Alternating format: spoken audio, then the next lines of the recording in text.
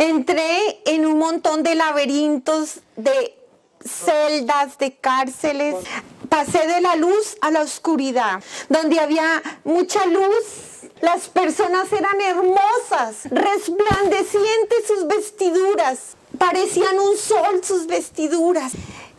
Estaban vestidas ellas del Cordero de Dios. Cuando una persona come la carne de Cristo y bebe su sangre, poco a poco va siendo cristificada y el Espíritu Santo la va santificando.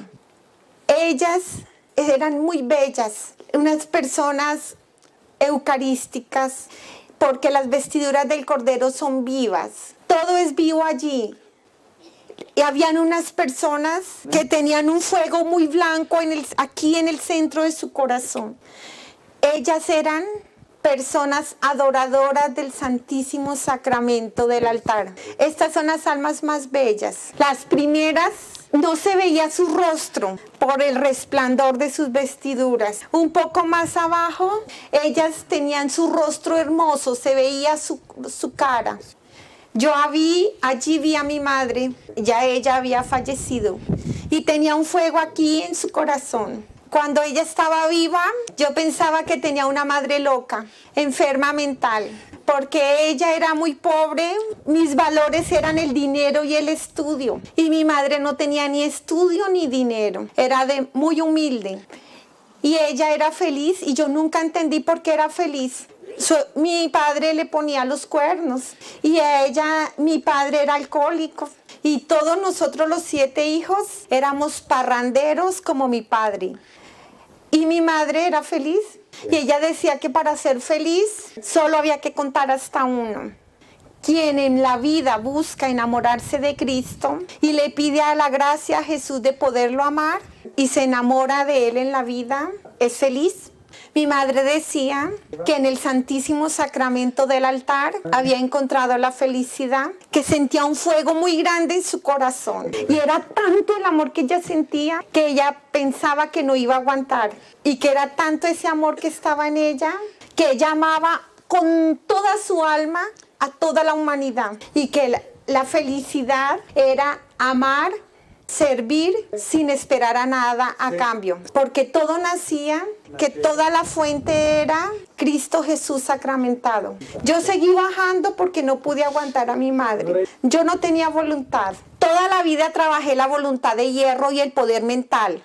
Y de nada me servía, porque yo quería retornar y no podía. Yo seguía descendiendo, y a medida que descendía, las personas se deformaban, se desfiguraban, se lamentaban terriblemente de sus vestiduras, lamentaban cómo en vida no fueron a comer la carne de Cristo, se avergonzaban de sus vestiduras. Las vestiduras tenían abismos, y en esos abismos se veían todas las personas que tuvieron que ver con ellas en la vida. La huella que dejaron en la vida, en la humanidad. Todas las personas dejamos una huella en la eternidad cuando pasamos por la vida. Y nos duele allá el amor que no dimos, el bien que no hicimos. Y duele muchísimo la ofensa, la burla y el daño que le hicimos a las personas que nos rodearon. Allá se ve la potencia de la palabra, de la lengua. Y las personas que hemos destrozado con nuestra lengua, las personas que hemos sacado del reino de Dios y las habíamos sacado al pecado, son las que más duelen allí. El dolor de la consecuencia de nuestros pecados. Pero yo seguí descendiendo y olía horrible, horrible olía. Las tinieblas eran muy grandes. Las tinieblas son vivas. Y por primera vez yo me miré en mi interior. Cuando veo mi interior, yo grité enloquecida. Nadie se imagina lo terrible y lo espantosa que es un alma en pecado mortal. Por gracia de Dios, yo no me acuerdo cómo era mi alma, porque si yo me acordara, me moriría de horror. El pecado es vivo. Mi madre estaba vestida del Cordero, pero yo estaba revestida de pecado. Parecía como una bestia viva. Qué astuto el diablo sacarme de la confesión. Yo seguí bajando y llegué a unos pantanos. En esos pantanos las personas gritaban con vergüenza. Habían pecado contra la casa del Espíritu Santo. Habían caído en la lujuria, en aberraciones, pero las que más dolor sentían, las almas adúlteras. El pecado contra el matrimonio es muy grave. El pecado del adulterio va contra los 10 mandamientos. Cuando uno se mete contra el matrimonio, está enfrentando, está en contra, está pecando primero contra la Santísima Trinidad. Yo vi a mi padre allí gritando por el adulterio. Mi padre en vida, él pensaba que era muy macho, porque por cultura en mi pueblo, el hombre tiene un hogar, pero también tiene mujeres, y eso es signo de machismo, de hombría.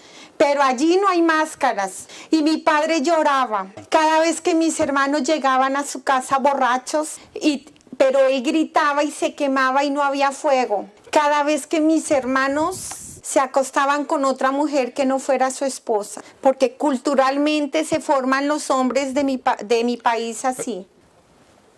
Yo no me pude quedar con él porque yo seguía bajando, pero yo escuchaba cuando él decía: gracias, Señor, por esos 38 años de oración, de esa santa mujer que me diste por esposa. Gracias a ella yo me he salvado, pero yo no me podía quedar, yo seguía bajando.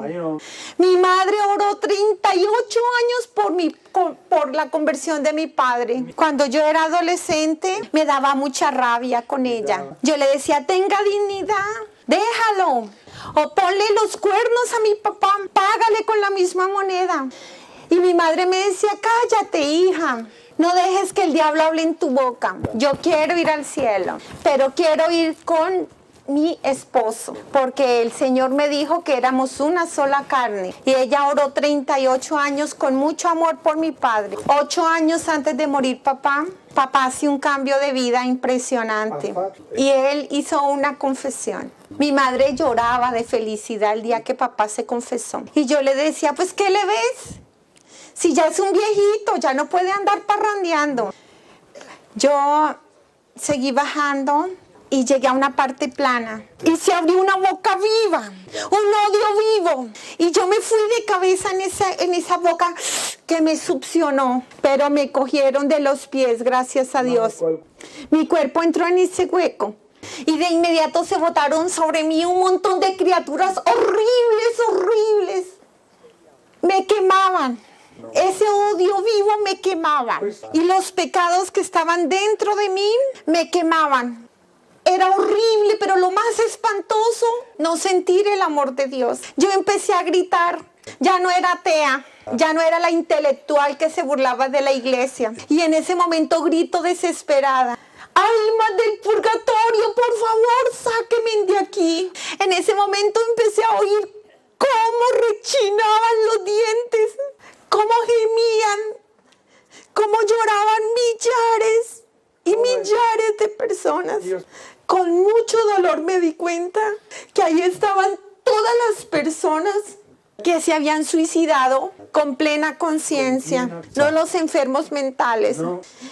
Estaban esperando el tiempo que habían dejado de vivir, porque en el tiempo que el Señor había designado para ellos de vida, ellas iban a estar ahí en el juicio, pero tenían que estar en ese caos porque se habían salido del orden divino, renunciando al regalo más hermoso de la vida. Ellas necesitaban la vida de santidad de sus parientes vivos y de las obras de caridad, pero lo que más necesitaban, la Eucaristía, porque la Eucaristía no está sometida al tiempo del hombre.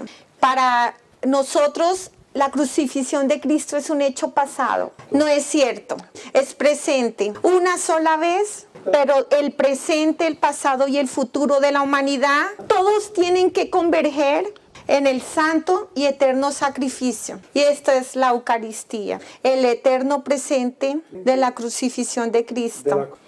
Y una Eucaristía que yo mando a hacer por una persona que ha muerto hace 50 años, por ejemplo, para mí es pasado 50 años atrás. Yo no puedo llegar 50 años atrás, pero para Cristo es presente todo. Y antes de que la persona abandone su cuerpo, todavía alcanza misericordia. Cuando ya no hay cuerpo, no hay misericordia ya, es justicia. Pero el gran misterio de amor de la Eucaristía llega a ellos antes de abandonar su cuerpo. Y pueden alcanzar la misericordia de Dios si ellos la aceptan. Porque Dios no obliga a nadie. Es un gran misterio difícil de explicar. Cuando yo las veo allí, yo empiezo a gritar: sáquenme de aquí. Yo nunca he robado, yo nunca he matado, yo daba mercado a los pobres y yo saqué muchas muelas gratis a los necesitados. Y grito: sáquenme de aquí. Yo soy católica, yo no tengo por qué estar aquí. En ese instante veo una luz encima de ese hueco.